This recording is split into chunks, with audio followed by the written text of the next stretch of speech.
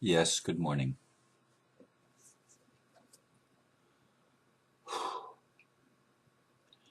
Today's title is Pondering the Stories and Situations of Friends. Facebook and YouTube have given me the opportunity to connect with people all over the world. Numerous people have shared their stories and situations with me. Some ask for advice, while others merely tell me what they have or are experiencing. Sometimes they simply say goodbye without an explanation. That happened again yesterday. However, a friend of that friend wrote and told me that she will now be living under a bridge. That is a situation that was on my mind as I went to bed last night, and one that is still here this morning as I prayed and meditated. It breaks my heart.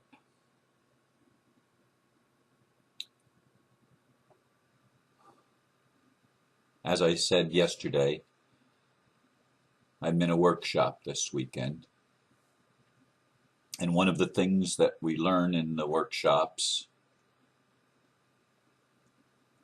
is that life does not happen to us, it happens for us.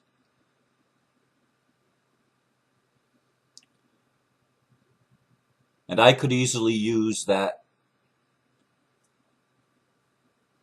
saying that I believe is generally true, probably always true, as a way of being aloof from the situation of my friends. However, I just can't. Even though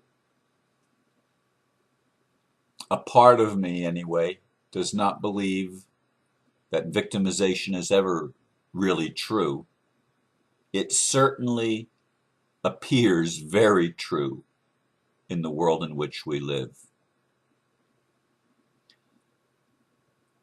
I know for a fact that our world is manipulated.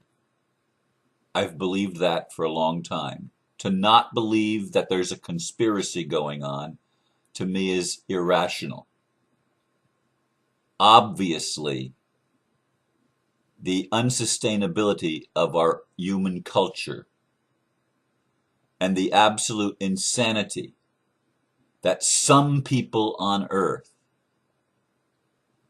have so much wealth, as we measure wealth in our culture and in our human societies, in the Western societies, which touch every part of the world, that some people have. What was it? I forget how many. The 100 richest people on earth, their average net worth is $40 billion or something like that. Their average net worth. I can't remember the statistics. I should have looked them up, but I didn't know I was going to go there this morning, or I would have looked them up beforehand. But I did post it on Facebook. It was a chart about the richest people on earth. And if all they did is live on the interest, they get $40 million a year. $40 million a year would do it for doing absolutely nothing, for contributing nothing to the world, nothing to society, nothing. $40 million for no productivity, no services rendered, nothing. That's insane. That's insane. And I might not have the statistics the way they were given, and I know statistics can be provided that aren't true. But I believe that these statistics are in general correct. I don't know that for a fact, but I believe that the world is organized in that manner to a great degree. So when I hear of people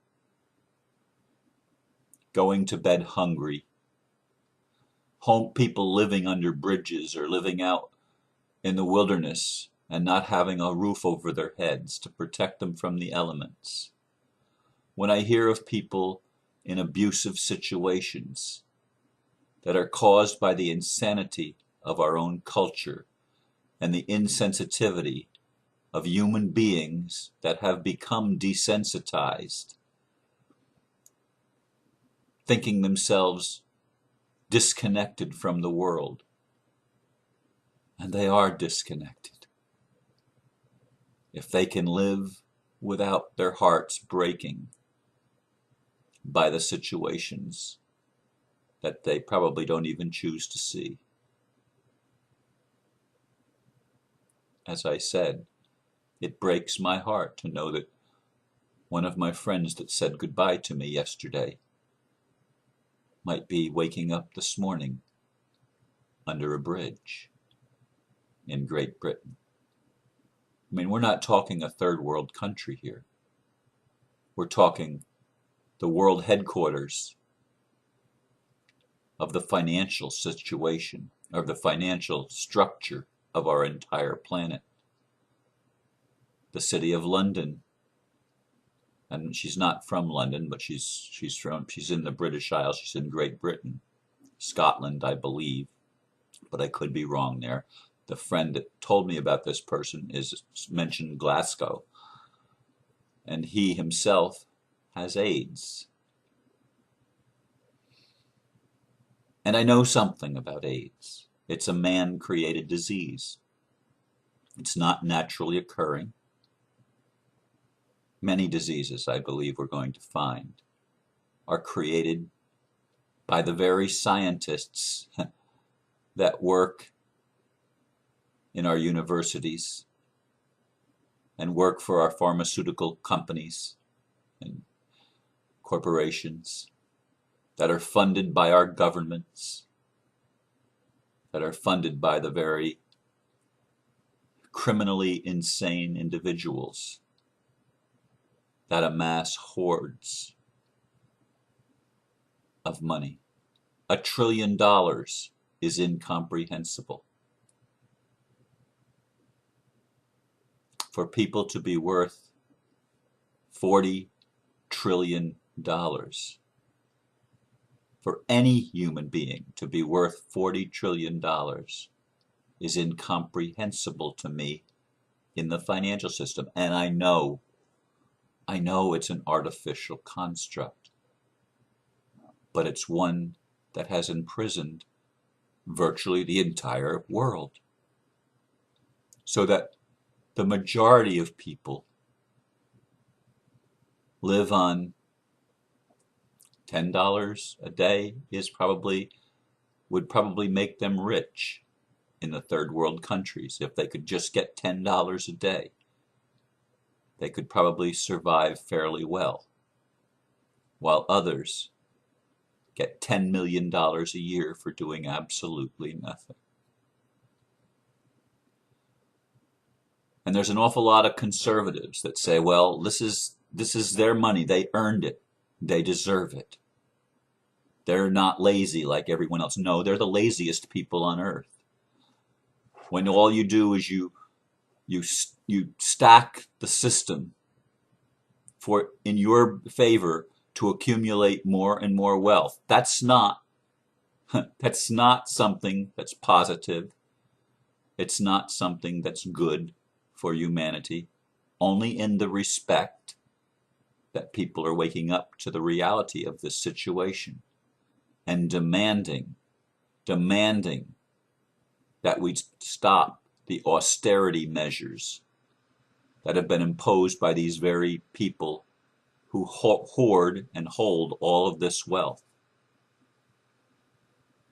that could be used to transform the world into a paradise. But they believe the world is overpopulated.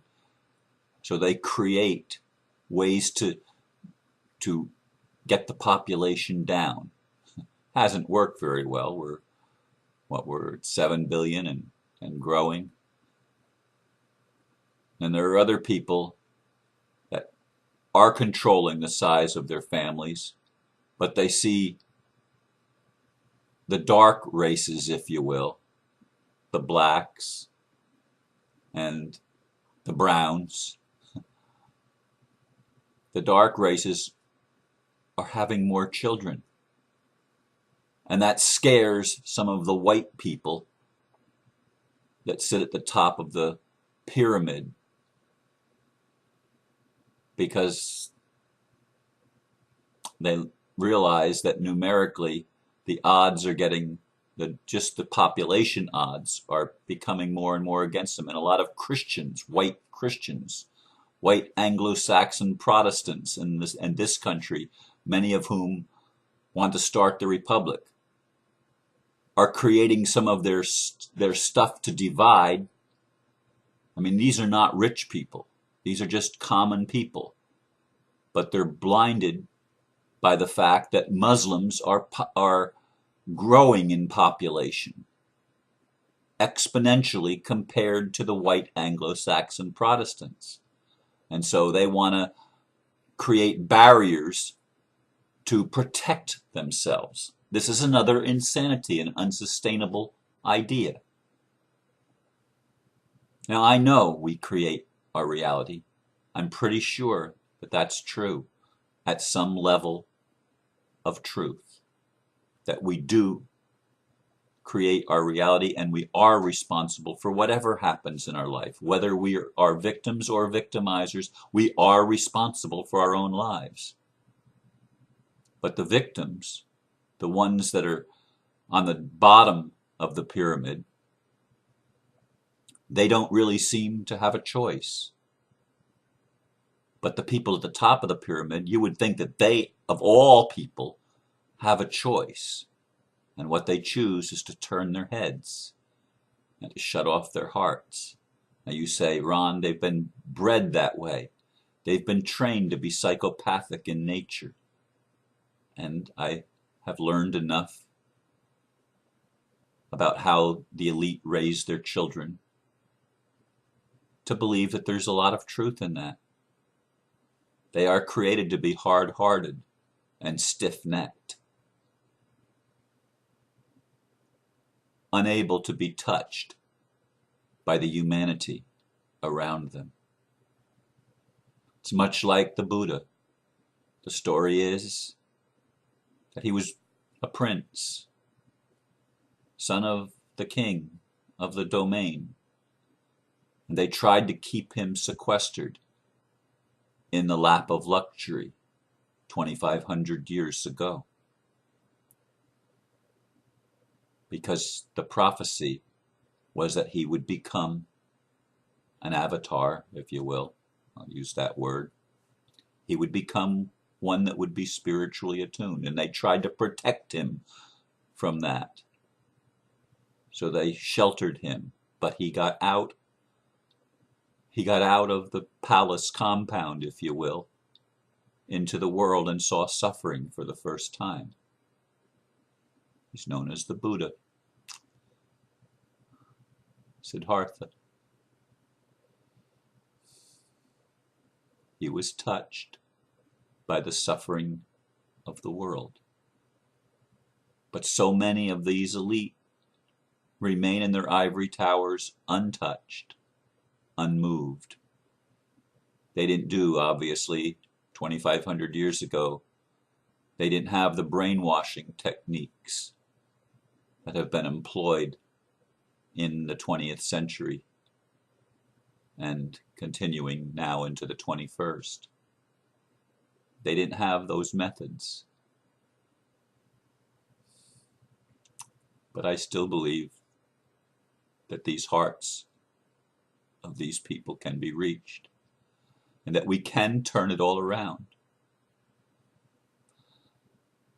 And I don't apologize for feeling a great sadness that even though I understand so many spiritual principles, I still seem powerless to help even my friends and help lift them out of their situations. No amount of money that I have could possibly help them. And money isn't the answer. Love is. So I encourage you, each of you, to not turn your back and shut off your heart when you see people in need, but that you help change the world by calling attention to the injustice of heaping so much wealth in the hands of so few people, when if it was honestly distributed, honestly giving everybody a level playing field, we could transform the earth into a paradise. The deserts would bloom.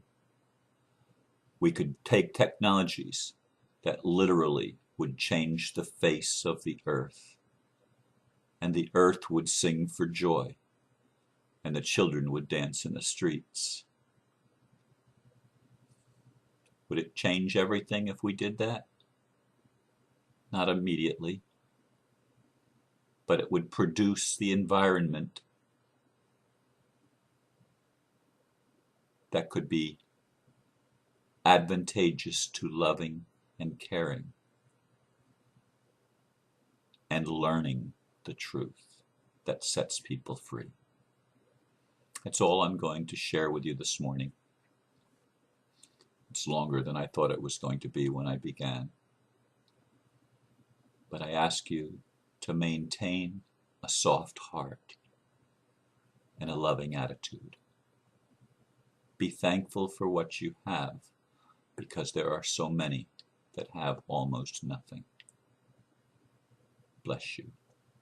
Namaste.